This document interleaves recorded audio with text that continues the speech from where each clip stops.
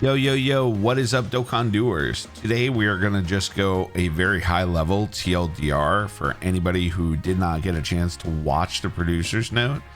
So to start, I think the two main and most important things, not in any particular order, because I would say Omatsu is probably the most important, but let's just say that the new unit for Saiyan Day is Majin Vegeta reversible exchange with Super Saiyan 2 Goku Angel.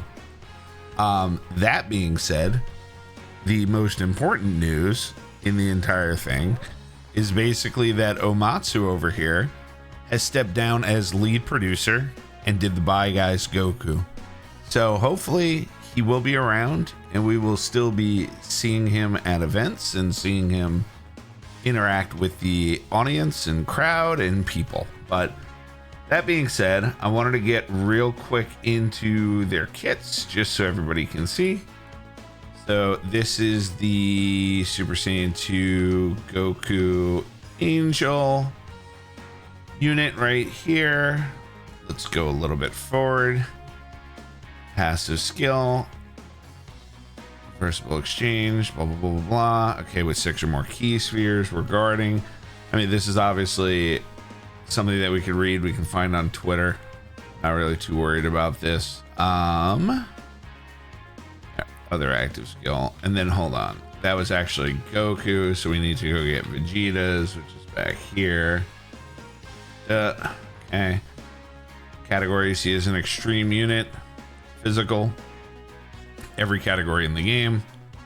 Leading corroded body, pure Saiyans, and gifted warriors, so very, very strong. Cool. Big Bang attack, amazing. Animations are amazing. Well, not amazing, they're definitely not a anniversary level, or at least part 2 level. Maybe competes with Daima. And here is Vegeta's kit.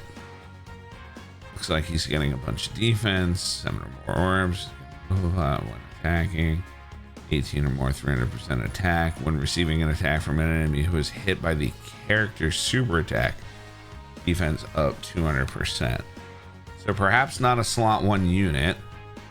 What is the reversible exchange condition here? Let's make this smaller so we can maybe see. Meets up with Super Saiyan Goku and perform. Bop, bop, bop. What is the condition though? Attacking in the same turn when there's another Majin Buu category, or starting from the 5th turn. Okay, interesting. Very, very interesting. Couple of other things to note that I think were very important. So, well, this one wasn't as important as the next one, but one of the things here is any characters that had an advantage will no longer have an advantage in any of the Dokkan events, which, you know, really, we don't really need the advantage at this point. Can I just turn the captions off? There we go. That makes a lot of difference. Gonna be a little showdown, targeted events. You can pick either Goku's team or Vegeta's team, fight versus the other one, and that will determine which wallpaper you get. And I think the obviously easy A for the Majin Vegeta unit, which is very exciting. I don't think that they revealed anything that's happening there. This was kind of a bummer, unless I've lost my mind here. So it looks like they're turning the GDC and the Transcended Dokkan campaign, aka the anniversary, which, if my recollection was correct, right, anniversary was always in July, and then the GDC was always around September for global. It looks like they're mirroring that now, unless I misunderstood this, which means we are going to be hard pressed for stones. So big change, as long as I read this correctly, and very interesting.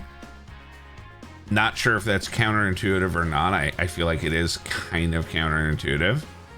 And then the last tidbit outside of the new battle system was the fact that some of the easy A events, which used to be really annoying and really difficult, similar to what they did with the Extreme Z area for Majin Buu Saga, where you don't have to have all the specific units, every one of these characters that you're never ever going to use in your entire life, leveled up, maxed out, yada yada.